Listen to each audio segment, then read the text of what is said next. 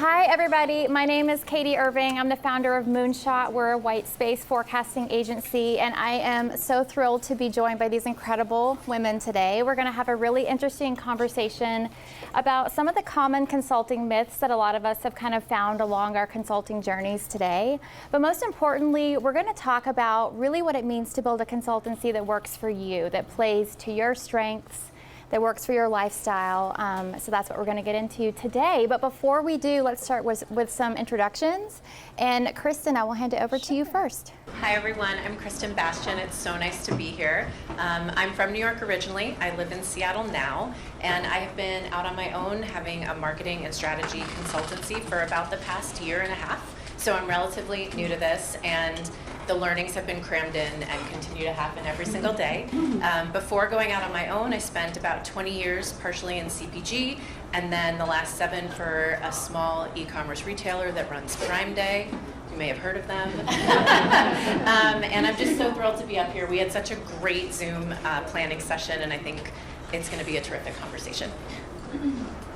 Hi, I'm Caroline Rothwell, and I joined the board just about a year ago, and it was a game changer. I was previously an agency owner. I guess I'm technically still an agency owner. I still use the corp as a consultant, but making that transition after 14 years into operating solely as a consultant and having the board here to support through this process has been incredible, so happy to be here. Hi everybody, GINA GRETCHKO. I'm based here in New York. If anyone else is here, would love to meet up anytime. But I've been consulting for about 3 years now as it relates to the topic of this conversation. 20 years on the corporate side, started out in PR. I like to call myself a social media pioneer. I kind of just jumped into that after media relations got a little tired for me, jumped into social. And this was before Instagram was even a thing. This was, before any kind of IPO from Facebook or play-to-pay models. So just really rode that whole wave and found myself in pursuing consulting as sort of a default of the year that is known as 2020 now. So like many of us can relate. So lots of learnings, and yeah, I hope I can share some insights. Okay, so as you can tell, we have some incredible experience up on the stage today, so I'm very excited about this conversation. In fact, when we had our preparation call, we could talk for hours, so I think our challenge would be 25 minutes. Thank you to Daniela for keeping me honest on the time, so I'll keep an eye on you. So let's jump into our first myth today, and that is really probably a lot of us have a little bit of a corporate hangover that we need to sort of have things figured out before we do them, before we launch them. I know I certainly felt that way about my consultancy. So I want to talk a little bit about this idea that we should have things figured out from the beginning versus maybe just kind of building the plane while we're flying it. And Caroline, you've been consulting for a long time, so I really want to kick this one to you first. Yeah. Let me know your thoughts on that. I think what was interesting is I was consulting before I knew I was consulting. I had my marketing firm, and I noticed that about 6 years ago, there was a real shift from the executive teams seeming to need like a quick fix or, the SWOT team analysis, someone who could come in who had worked in the disruptor space, maybe had been on one of those like rocket 0 to 600 million, crazy skyrockets that could manage really agilely and kind of balance left brain, right brain. So I was kind of navigating my way through it. But what I found recently in working with the members of the board, I didn't do the corporate jump. I started my own company in 2004, ran my agency. I grew it from LA, New York, Paris, and so I've always been kind of entrepreneurial myself and trying to help brands realize their growth potential is really at like the core of what I'm doing. So when I switched into consulting, I really enjoyed the conversations with those that I kind of envied. I'd never done the corporate ladder. And I thought, here's so much insight that I can gain and learn about how they structure, how they communicate. And I could see that fellow members were really struggling with how do I package myself as a consultant. And I think, we touched upon it earlier, where there were big budgets, there were a lot of, executive teams, at your side, large groups that you could tap into for support and reserves. This is, as you said, you're building the plane as you're flying it. There really is no rule book. And it's kind of the antithesis of, what a lot of us are involved in on a day-to-day basis. So it really is a deconstruction of what is your passion, what are you good at, what do you feel you're most capable at, and giving yourself enough room for forgiveness to learn along the way. And then all those lessons that you learn, you're sharing to the executive team as a consultant. So it took a long time. It's been about 20 years now. So, I finally feel like I can get in there and feel confident enough in the learnings to be imperfect, to help everyone in the group grow and see what our good potentials are. So that was my experience. Great. Thank you. I would say, coming from corporate, and I think a lot of people in this room can relate to this, process can be incredible because it helps you move success forward and structure a team and scale what you need to scale. It can also be a complete blocker to you being able to live that passion and work on projects and work with those clients who are your people. I know we've talked quite a bit about that. You might take different clients and different projects because you need to, and that's totally fine. You're making a conscious decision.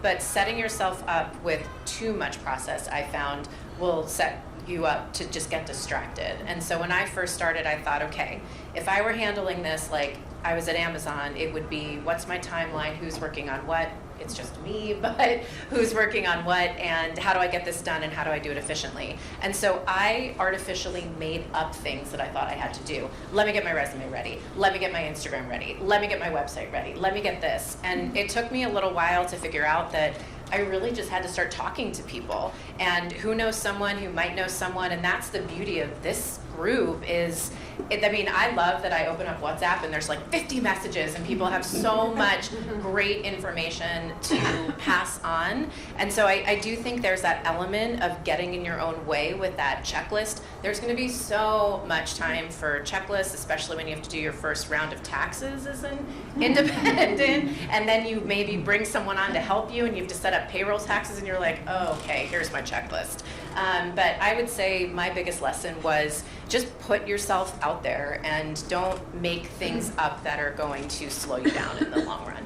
That's such a great point. And I really resonate with that because I think there was a moment early in my consultancy where I had these laundry lists of things I kept doing, but then I had this like light bulb moment that was like, if I'm not putting myself out there, talking to people every single week, then my business is going nowhere, So I think so it's about balancing those things because we have the laundry lists, but we also have to kind of balance together. So I want to dig in a little bit more also to some of the things that have come up here because I do think that there's often this idea that there's a consulting framework that we should be following, right? That there's sort of a right way to do things and a wrong way to do things. And I know that I found that very much not to be the case. So Gina, let me kick this one over to you. I'd love to hear your thoughts on that. Yeah, sure. When I started consulting, I was literally Googling how to be a consultant at one point because I didn't know. So I started joining a ton of networks, right? And just to start getting some advice and expertise from people that have been doing this for a long time. And certainly there are a lot of frameworks out there.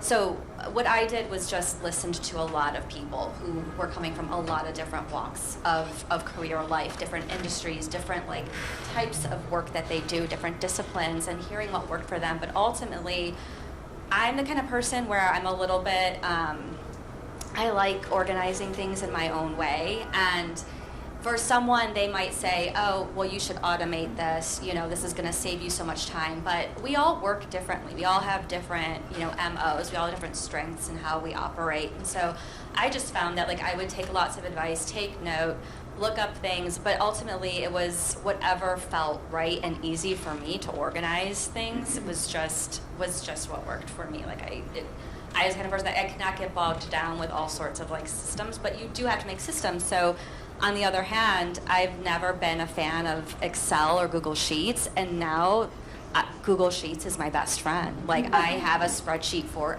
everything, and I love crunching numbers, and that was never a strong suit of mine. But you really have to really do that to understand what you're working with when you're building a business for yourself. If I could add, I think it's the biggest shift is really you have to, someone said, you know, you become a glorified generalist, but you really start to understand where your weaknesses and your strengths are, and you quickly have to balance all of that out. The comfort and security of being in one role and doing that to your best, you know, you really have to smooth out all the rough edges. And there was something that you had said earlier, and I made a note about sometimes you're not a consultant, you have to put on a different hat and you become a mentor. And then sometimes you become an advisor, and then sometimes you become a facilitator. So there's like all these different roles that the consultant plays that are a little bit subtle, but sometimes you're giving advice, sometimes you're getting a team to play well together, sometimes you're having a supervision. So yeah, I think the key is just really being agile and committed to forever learning, because I love that. there's no end to it. That point of forever learning is such an important one. Anything that you are doing is an opportunity for feedback and for learning. And there are going to be things that you say, okay, I'm doing this. And then you are halfway in it. We talked about this a little bit before in other panels, and you think, I hate this so much, and I can't wait until it's over and I never have to do it again. And so like part of my checklist in my Google Sheets is, what will I absolutely not do? Like, what won't I ever do again as a consultant, and even some things that I did in my corporate life, and then what am I willing to negotiate for, and then what are my dream projects. And so that constant feedback and really understanding what makes you tick and trusting yourself that you can do the work because you're brilliant and you have so much experience, but also B, if something doesn't feel right, then maybe finish it and add it to the no column or the maybe if the price is right column. And I think that consistent pulse on where you are is just so important, and that goes to your point of consistently learning. Yeah. And something I do too during projects, I keep my eyes and ears open for little bits of unsolicited feedback that comes through from clients or partners I'm working with. It can really be eye-opening. Something that, you know, I didn't think was a big deal maybe really helped someone in a big way, or they liked a way I set up something. It can just help you, even if you just jot it down on the side and come back to it later when you're maybe working on your brand or, you know, what your pitch is. Just always be learning again, being kind of comfortable with uncomfortable, but kind of keeping your eyes and ears open along the way. Yeah, these are such great tips, and I especially love the idea of the list and implementing this list. So it brings me to another point, and that we talked about, that is this idea that, you know, is a consultancy really a business? Is it like freelancing? Gina, I too Googled what is a consultant, so like that happens. So I get it. So I think like there's a lot of systems and things that we have to set up within our consultancies to like make it thrive. So I'm curious to hear your thoughts on this, like, you know, your learnings about, you know, how is a consultancy a business, and what are some of those hats that you had to wear that were sort of a surprise for you along the way? Don't let anybody tell you you're a freelancer. And that's not to diss freelance, because there's a need for that. I think the difference is, you know, and while we all might execute on many different levels, I think we're all coming from several years of experience, expertise, pedigree, where we are able to come in and make those quick decisions and bring wisdom. And, you know, certainly we maybe help out on the tactical side at times, but we're really coming from a place of higher strategy and really thinking about the purpose and the value in which we're bringing to brands, what we can offer. That's an extension of our own personal experience. So I think it's just in and of itself is just such a meatier beast than, you know, a quick flip, which there's nothing wrong with those quick turnaround projects too, but. Even just thinking about the nature of the contract, you know, a lot of the contracts that you're doing as a consultant are not like a freelancer's contract that you would have, or hiring someone from Creative Circle or something like that. You know, a lot of times there's equity in the deal, there's milestones, there's bonuses, there's all different ways to structure your consulting projects. And there's so many different ways that you, because you're in a leadership position, in a lot of ways, you have this sort of carte blanche to bring new ideas into the mix. So you're really building your own funnel of opportunity, if you look at it like that, where, for instance, if I'll come in and I'll do an advisory for a certain fee for hours, and I bring a few ideas to the table, and someone on the executive team says, you know what, I think we should run with this. Well, now your consultancy takes a new form, and now, you can build a dream team, or you can tap some of the freelancers you've worked with in the past, or someone who was just laid off in a beautiful position at a comparable company. You're a really incredible resource and tool far beyond a freelancer. You can become the recruiter, you can become many things for them, and securing more and more work for yourself as you go and scaling it.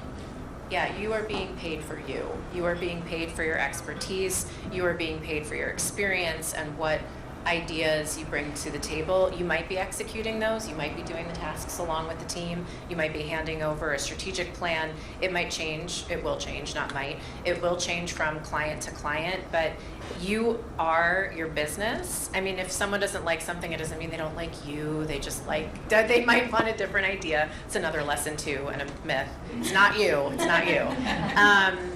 But it's. I think we've talked. There's been so much conversation about your worth and your value, right? And your experience, your network, what you can bring, your ideas, that is just, it's big. It's really, really big. And I think if you're not considering it a super valuable business, then you're not valuing yourself and what you can give to your clients. Absolutely. So I want to change gears a little bit and talk about the client and relationship and kind of what happens there. So I think, one of the myths that I know was a big one for me in the beginning was that clients should understand how long things will take or how much things should cost, which is not the case, of course, as we all know. So I'm curious about kind of your learnings along the way, but also more specifically, what's that process of education that you go through with your clients to help them understand these things? Because so much of what we do is so bespoke. It's services they've likely never purchased before. So I'm curious what that looks like for you. Well, I've learned to get excruciatingly detailed in my scopes and not to sign off or move into contract before we're all on the same page of what success looks like at the end of the day and what deliverables look like. Even down to, this is going to be delivered in slides, and you're going to get, 2 rounds of review and feedback. This is going to be an actual 2-hour Zoom call. Sometimes getting down to the specifics of how it works just helps them understand how to work with someone in a contract position. So I kind of really start there, but yeah, there's a lot of education along the way too, especially if you're working with smaller teams that don't have leadership, that don't have the years of experience working at bigger brands. There's a lot of educating and as you're doing the work, but it can be really fulfilling at the same time if they're open to learning and you're leaving a mark. So I added a section to my scopes that are what is specifically out of scope.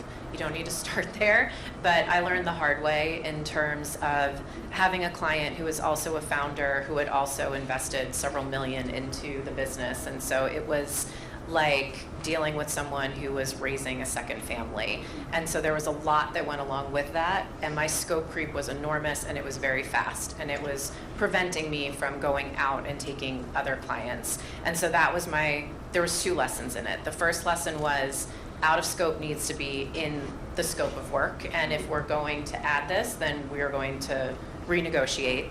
And the second was, and I also learned this the hard way, and I think we touched on this in another panel, when my contract ended, a lot of the ideas that were in the hopper were taken and run with by someone else who cost less than me. And I was really frustrated and angry with that. And so I thought, how do I ensure that this doesn't happen again? So I have now built in I'll call it a handover fee. I think I was a lot more eloquent in my scope. But when our contract ends, if you want me to give this to someone that you have hired, that is fine, but you will pay me for my time and my intellect and my ideas. they don't just automatically become yours because you paid me for a certain amount of time. And so, again, that's the always learning, et cetera. So that's another lesson that I learned the hard way, and I was really grumpy about it when I saw some of the partnerships come to fruition that I had worked really hard to start and have it just not executed well at all. And so I was like, okay, monetization, check. And you can also add, you can add in a line item if you are on an hourly basis, or even if you're not, a quick line item about overages coming in at a premium. So just put a premium, an hourly rate that's at a premium of whatever it is you're doing, but then also a line that's like, but if this becomes something bigger, we're going to talk and rescope. Yeah. It's just so you know you're covered, because a lot of times that does happen. You know, you end up just fulfilling pieces of responsibility because you want to be a good partner and you want to show up, but you know, you have those conversations up front so they know what they're getting into. Even rushes. Yes. So many great tips and moments of expertise today. So I'm going to open it up for a quick Q&A. I know we're a little bit tight on time, So we'll try to keep it tight, but we'd love to hear any questions, and we're happy to answer them. Yes. Okay. I love what you're saying. I love what all of you are saying. But Kristen, I love what you're saying about people hiring you for you. Yes. So my question for all of you is, how have you handled bringing in other people to help you when you feel like people are hiring you for you? Ooh, that's a really good question. I just brought on my first person, and it felt like a really big milestone. Like, I have enough work that I can bring someone in. I tapped my network. That was the first thing that I did. So it's someone that worked on my team at Amazon, and I saw, oh, my client's calling me. Isn't that ironic? Busy. And so I went with someone that I trust personally. I also had a conversation with this client and said, you know what, this is a big project and we want to do the best that we can. And so I am bringing in someone. I put it on me. I said, I will pay them, and you get both of us, and you're getting both of us for the way that we're structuring this. And so my sort of like two things, and I'm sure I'm going to learn so much more, my two things are someone you know and you trust, and this would be like a great network to tap, obviously. And then the second is what feels good to you to structure it, and how do you want to tell your client that there is someone coming in, but you are getting exponentially more because we're able to execute much more. And then, wait, I have a third tip. Then the third thing is you have to negotiate with that person too, because what's good for you also needs to be good for them, and you don't want to take someone in and have them do a lot of work and then you keep a lot of your fee. And so however that is structured to make it comfortable for you both. But I think personally it's a really big cause for celebration, because that means that you've got work, and that's really awesome. Let me ask a follow-up question to that. When you said if you bring somebody in, but you're not charging your client for that extra person, isn't that into your... Oh no, I charge them. I just take care of paying them. So I negotiate with them on the side, if that makes sense. Yeah, so my fee is my fee, and then how I'm gonna pay that out, and you can make different choices, but my choice was, this is my fee if you wanna work with me, and then however I'm going to parse that out needs to work for me as well, but it's built in. Building in. I build it in, but I like to, I want to have that relationship with this individual because I want to bring them on with more projects. So I want to kind of control that relationship so they feel really good about it and it works for us. Yeah, and I have a similar system to That also, which has worked really well. And also, when I'm bringing additional people on for projects, I try to just bring it up as early as possible in the client discussions that we're having, and I try to get that person also client facing as early as possible, just so it just normalizes like the way that the system is going to work, and all the people that are involved, so that they don't feel like they're surprised. And that seems to have worked, but it's something that I definitely have struggled with along the way. I wanted to just add to that quickly, as somebody who has hired consultants. I'm happy when someone brings somebody on because I feel like their ability is extended, and we're hiring you for your leadership. I love So that. I trust you to bring somebody in and to have vetted that person, and I feel good about it. So I would say, like, stand strong in that because they've hired you as a leader. Amazing. Okay, well, I know it's time for our next panel, and actually this is the perfect segue. So now that we've talked about lots of tips for building a consultancy that works for you and your lifestyle and your expertise, the next step is going to be building have exactly the right people to walk us through that. So I'd love to welcome Anita Gatto, Summer Nilsson,